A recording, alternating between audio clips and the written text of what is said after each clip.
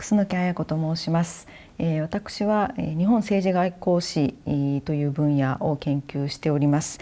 で、日本政治外交史というのは、やや日本特殊な学問分野で、アメリカなんかでは歴史学の一部になる分野ではあるんですが、日本では政治学国際関係論の中で発達してきました。その日本、近代以降の日本の政治外交の諸現象を歴史学的なアプローチを中心としつつ、政治学国際政治学の観点を取り入れて分析考察するというそういう学問です。で、従いまして究極の関心というのでしょうか、政治学国際政治学の関心を共有しておりまして、より良き統治とは何か、あるいは国際社会の平和と安定をどのように実現できるのかという、といった関心を基本的な関心として、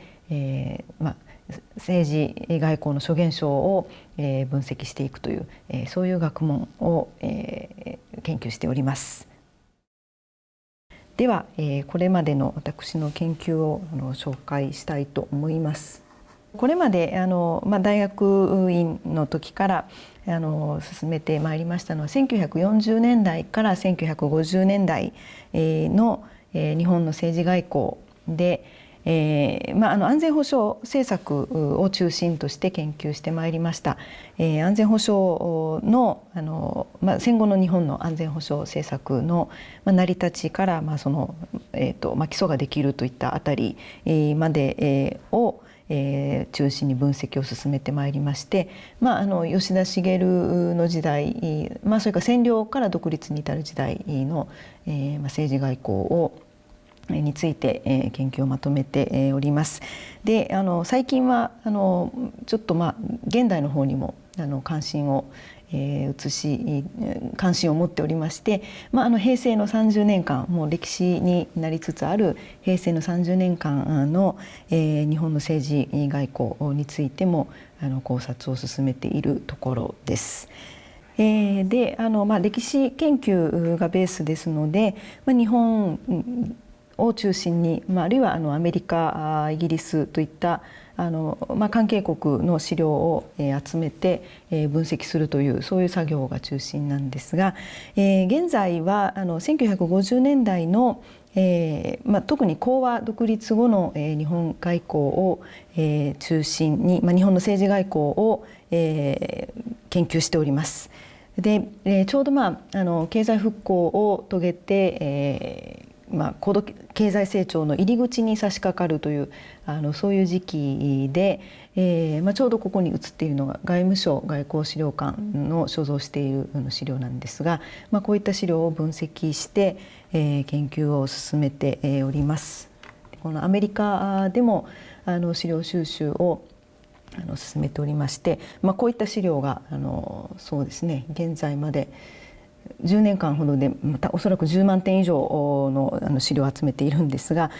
こういったものを分析して、日本の政治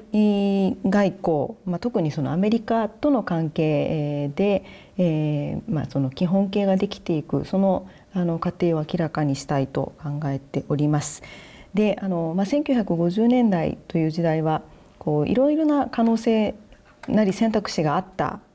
時代、もしくは少なくともあると思われた時代で、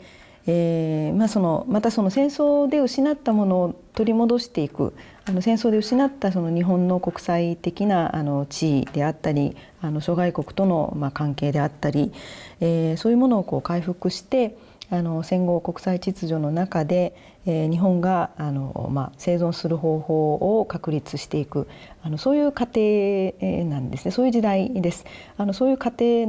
をいろいろな角度から明らかにしていきたい。で、いろいろな可能性の中から、最終的にはその安保改定へと修練していくというそういう時代の様相を明らかにしたいと思っております。で、ちょうどこの米軍基地なんていうのは一つの関心でありまして、これは米軍基地にこう貼られていたポスターなんですが、こういった資料をですねなんかも見てみますと、その米軍基地をめぐる日米関係などが大変こう50年代は非常に基地をめぐる関係から安全保障の在り方が決まっていくというその過程も非常に面白くて、そういった部分も明らかにしていきたいと考えています。1950年代はもう一つその講和後の10年間ということで、サンフランシスコ講和条約、ちょうどここに写っている調印式の写真が写っておりますけれども、この講和条約が、どういうふうにできていったか、といったところは割合これまで研究が進んでいるんですが、この講和条約が現実に諸外国、その関係国との間でどういうふうに実施されて、それが日本と国際社会との関係をどういうふうに築いていくか、そういった側面も明らかにする必要があると考えております。こういったものをこう総合的に見て50年代という時代を明らかにしたいというのが現在の一番大きな関心です。これからどういうことをしようかというのがいくつかあるんですけれども、一つは1950年代という関心から派生したところで、日本の中で冷戦がどういうふうに進展したか、あるいは展開したかというそういう様子を明らかにしてみたいというのが一つです。で、冷戦というのは日本の中では、日本においては割とその人事という雰囲気が、特に後になればなるほどありましたし、少なくともその日本にとっては動かせない環境というそういう要素が強かったように思うんですが、しかし国内政治社会においても冷戦は非常に色濃くいろいろなところに現れているわけで、そういった様子を明らかにしてみたいというのが一つです。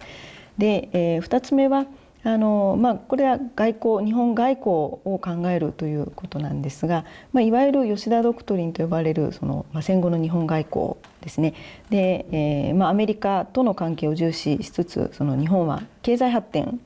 に重きを置くというそういう外交政策が日本外交の原則だと長らく言われてきたわけですけれども、それが大きく異なるということではないにせよ、経済しか関心がなかったという日本像というのは必ずしも妥当しないというのが今日いろいろなところで研究が進んでいます。経済はもちろん重要だけれども、もっと日本外交というのはアクティブで、パワーとして、非軍事的なパワーとして、どのように振る舞ったかということをもっと考えてみたいというので、1970年代を中心に、もう少し研究を進めてみたいというのが2つ目です。で、3つ目は地域の安全保障、地域の平和と安定の中で日本が生存しているということは、これは近代以降変わらぬ現実であって、近代以前からそういう側面ありますけども、近代以降は大陸、特に大陸の情勢と日本の外交、政治外交、安全保障というのは密接に関わるわけです。で、その地域の平和と安定を日本がどういうふうに考えてきたか、その構想レベルから政策レベルまでいろいろなアイデアがあるんですが、その中に一貫したものを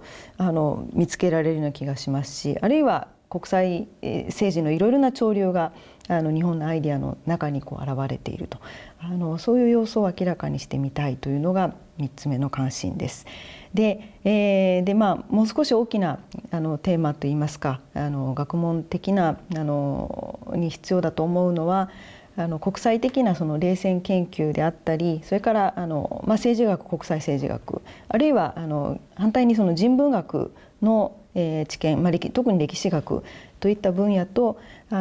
本政治外交史というやや日本特殊な学問分野を連結して、日本というものを考えられるんじゃないかというのがより大きな関心です。でこういったテーマを深めていくと同時に、共同研究であったりさまざまなその研究交流を通じて、こういうテーマを深めていくと同時に現代日本が直面する政治外交社会のいろいろな課題をさまざまな角度から明らかにして、課題に取り組んでいくという